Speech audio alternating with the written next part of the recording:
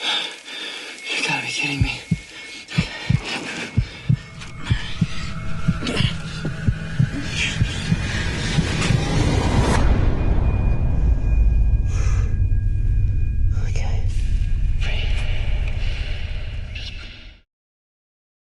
ഗുഹകളെ സ്നേഹിച്ച ഒരു ബാലൻ.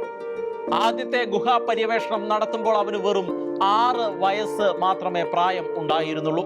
അതിന്റെ വിജയവും സന്തോഷവും അവനെ തുടർന്നുള്ള കാലം മുഴുവൻ ഒരു ഗുഹാ പര്യവേഷകനായി മാറ്റുകയായിരുന്നു. കാലം കടന്നുപോയി. ഗുഹാ പര്യവേഷണത്തിലൂടെ ടൂറിസ്റ്റുകളെ ആകർഷിച്ച് പണസമ്പാദനം എന്ന ലക്ഷ്യത്തിലേക്കാണ് അവൻ എത്തിച്ചേർന്നത്. അങ്ങനെ ഒരു ദിവസം അത് സംഭവിച്ചു. ഗുഹകളെ സ്നേഹിച്ച ആ ചെറുപ്പക്കാരന്റെ ജീവൻ ഒരു ഗുഹ തന്നെ അപഹരിച്ചു. കെൻറ്റുക്കിയിലെ മാമോത്ത് കേവ് നാഷണൽ പാർക്കിലെ സാൻഡ് കേവ് അങ്ങനെ ഒരു ദുരിതത്തിന്റെ ബാക്കി പത്രമായി മാറി. ഇത് സാൻഡ് കേവിന്റെ കഥയാണ്. സാൻഡ് കേവിൽ അകപ്പെട്ട് മരണം വരിച്ച ഫ്ലോയിഡ് കോളിൻസ് എന്ന വില്യം ഫ്ലോയിഡ് കോളിൻസിന്റെ കഥയാണ്. ഒരു കാലത്ത് മാധ്യമങ്ങളിൽ നിറഞ്ഞു നിന്ന ഒരു ഗുഹാ അപകടത്തിന്റെയും രക്ഷാപ്രവർത്തനത്തിന്റെയും കഥയാണിത്. 17 ദിവസങ്ങളോളം ഗുഹയിൽ അകപ്പെട്ട് മരണമടഞ്ഞ രക്ഷാപ്രവർത്തനങ്ങളെല്ലാം പരാജയപ്പെട്ടു പോയതിന്റെ കണ്ണീരിൽ കുതിർന്ന കഥയാണ് ഇത്. ലോകത്തെ മുഴുവൻ മുൾമുനയിൽ നിർത്തിയ കഥ, ലോകത്തെ മുഴുവൻ ഞെട്ടിച്ച ആ അപകടത്തെക്കുറിച്ചാണ് ഇന്ന് നമ്മൾ പറയാൻ പോകുന്നത്.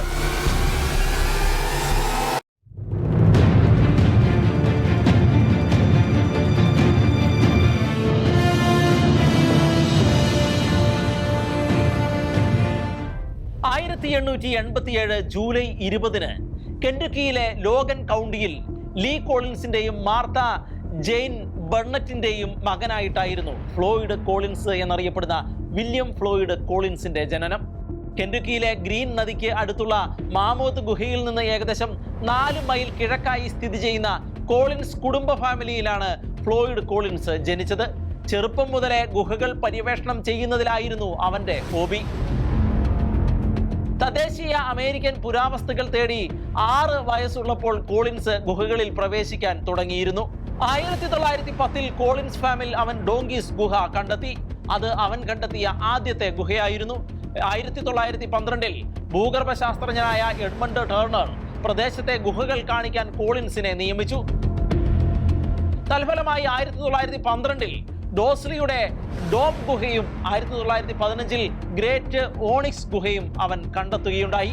20-ാം നൂറ്റാണ്ടിന്റെ തുടക്കകാലമായിരുന്നു അത്.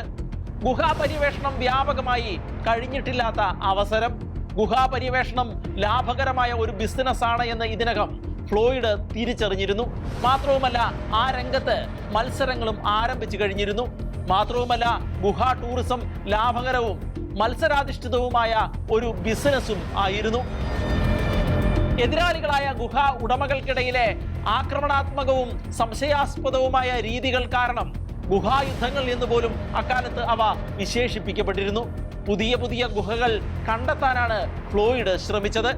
ഈ അന്വേഷണത്തിൽ ഫ്ലോയിഡിന്റെ സഹോദരങ്ങളും പങ്കുചേർന്നിരുന്നു. ഗുഹകൾ കാണാൻ കൂട്ടത്തോടെ ടൂറിസ്റ്റുകൾ എത്തിത്തുടങ്ങുകയും ചെയ്യുന്ന ഒരു സമയമായിരുന്നു. 1917 പിതാവിന്റെ കൃഷിഭൂമിയിൽ അവൻ ഒരു ഗുഹ കണ്ടെത്തിയത്. അതിന് അവൻ ക്രിസ്റ്റൽ ഗുഹ എന്നാണ് പേര് നൽകിയത്. അതുല്യമായ ഹെലിറ്റൈറ്റ് ജിപ്സം ഗുഹാരൂപങ്ങൾ ഉൾക്കൊള്ളുന്ന ഒരു വിനോദസഞ്ചാര കേന്ദ്രമായി ഫ്ലോയിഡ് ഗുഹയെ വികസിപ്പിച്ചു. എന്നാൽ ആ ഗുഹയ്ക്ക് ഒരു പ്രശ്നമുണ്ടായിരുന്നു. ഹൈവേയിൽ നിന്ന് വളരെ ദൂരെയായിരുന്നു ഈ ഗുഹ സ്ഥിതി ചെയ്തിരുന്നത്. അതുകൊണ്ട് സന്ദർശകർക്ക് അവിടെ എത്തിച്ചേരുക എന്നത് ഏറെ ദുഷ്കരമായിരുന്നു. തന്മൂലം ഹൈവേക്ക് സമീപം എവിടെയെങ്കിലും ഒരു ഗുഹ കണ്ടെത്താൻ അവൻ അന്വേഷണം ആരംഭിച്ചു.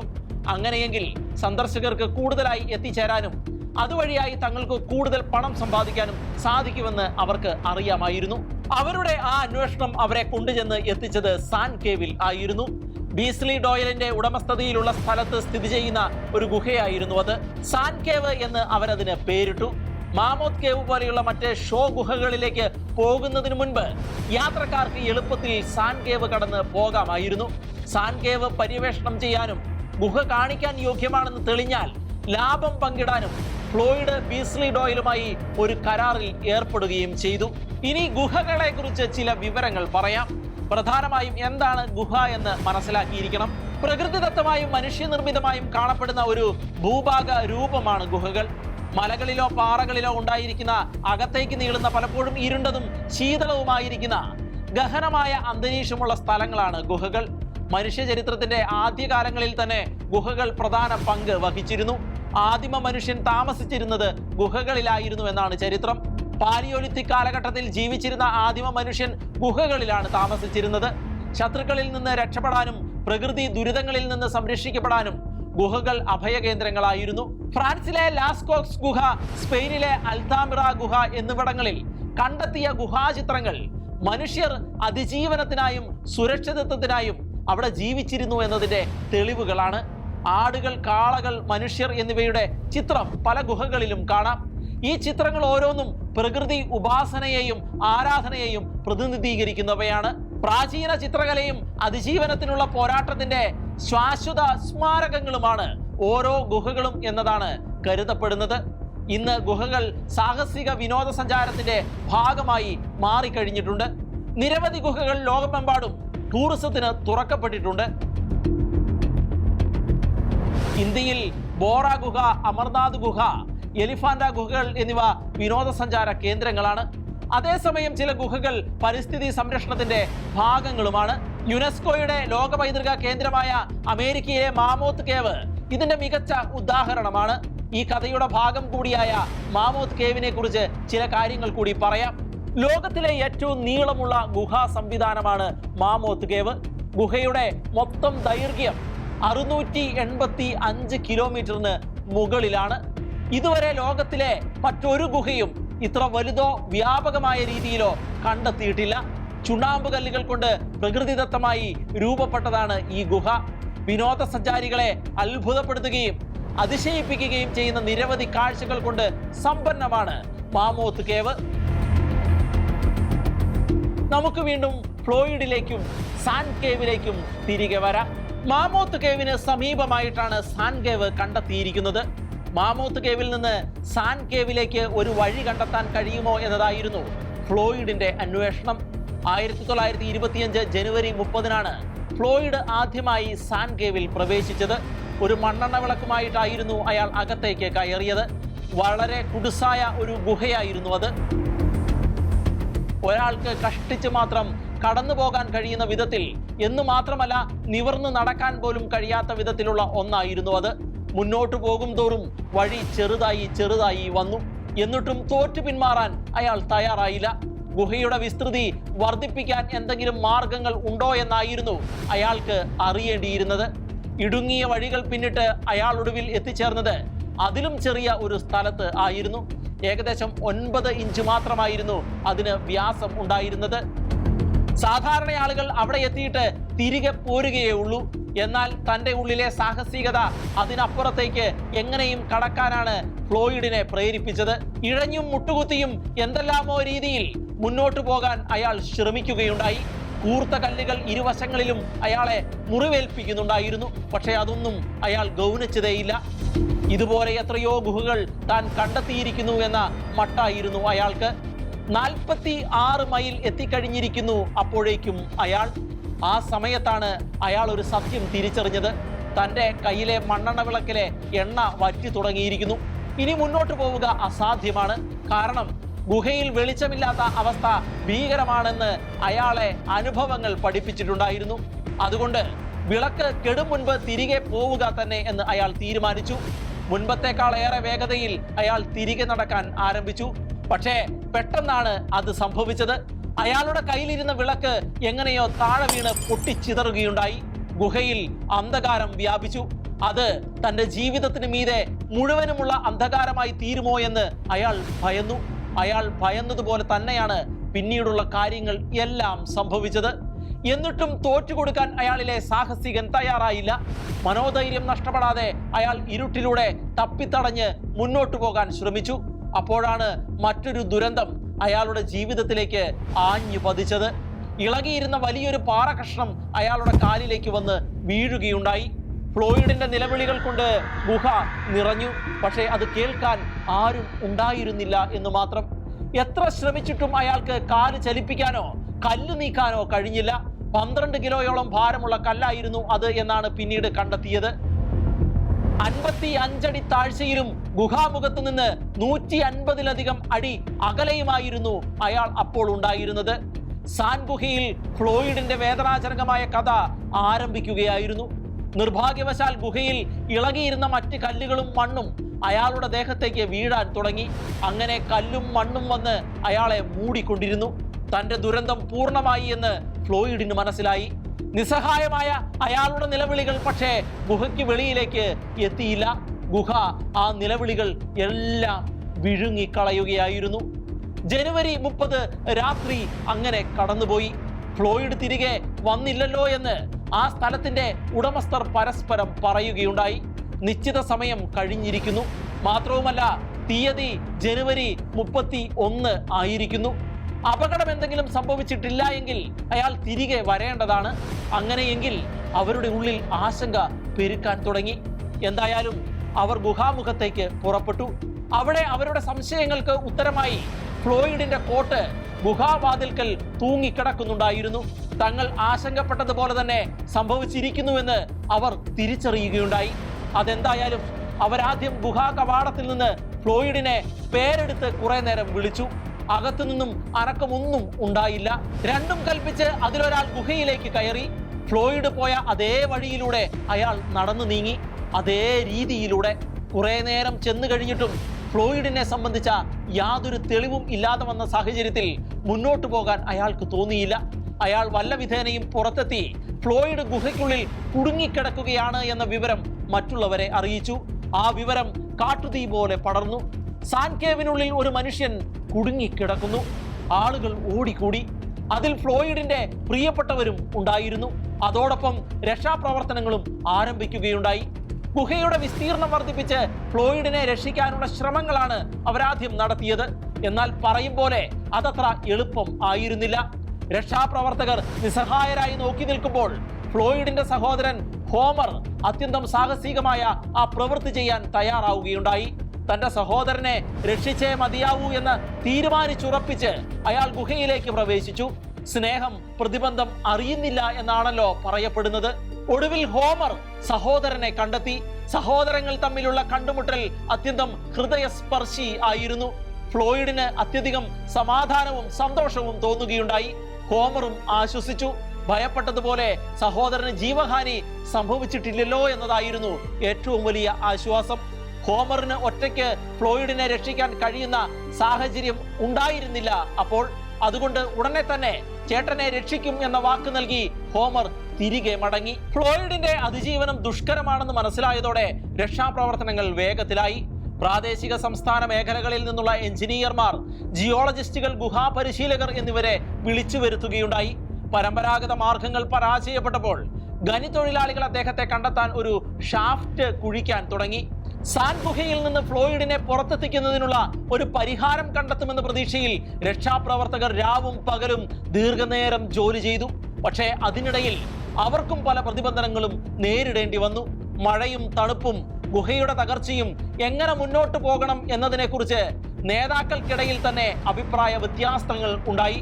രക്ഷാപ്രവർത്തകർ നിസ്സഹായരായി നോക്കി നിൽക്കുന്ന സാഹചര്യങ്ങളുണ്ടായി. ഫ്ലോയിഡ് ഗുഹയിൽ കുടുങ്ങിയ വാർത്ത പ്രധാന വാർത്തയായി പത്രങ്ങളിലും റേഡിയോയിലും പ്രത്യക്ഷപ്പെടുകയുണ്ടായി. ഫ്ലോയിഡിനെ രക്ഷിച്ചു കൊണ്ടുവരുന്നത് കാണാൻ നിരവധി ആളുകൾ വിദൂര ദേശങ്ങളിൽ നിന്ന് പോലും വന്ന് സമീപത്തുള്ള ഹോട്ടലുകളിൽ മുറിയെടുത്തു.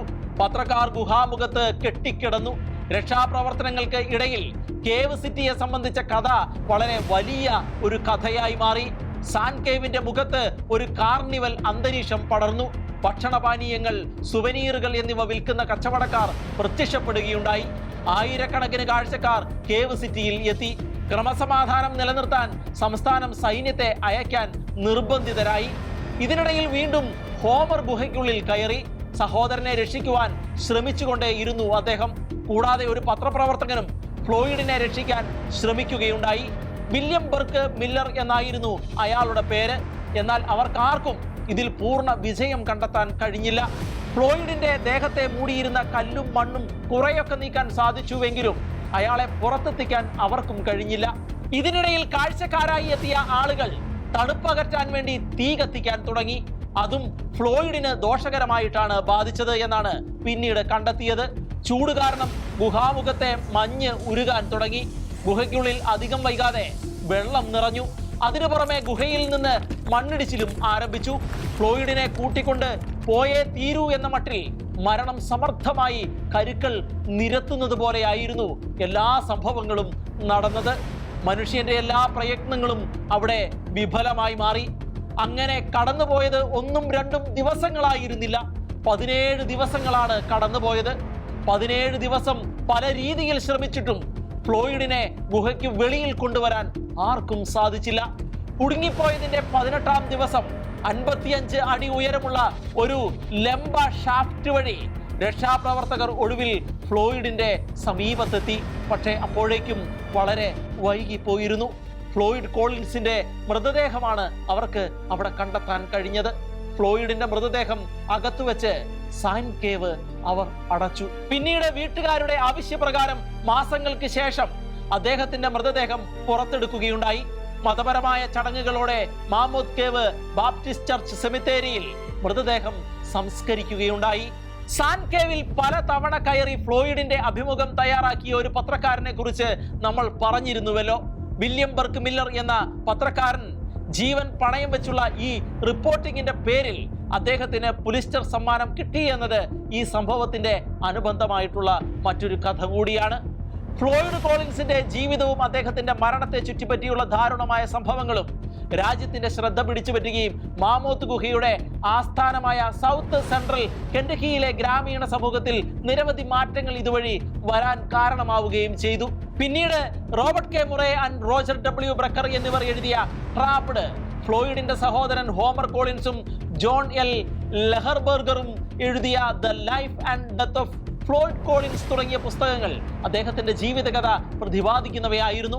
ഫ്ലോയിഡ് കോളിൻസിന്റെ ജീവിതകഥ ലോകം ചുറ്റി സഞ്ചരിച്ച സംഗീത നാടകത്തിനും 1951 പുറത്തിറങ്ങിയ ഹോളിവുഡ് ചിത്രമായ എസ് ഇൻ ദി ഹോളിനും പ്രചോദനമാവുകയുണ്ടായി.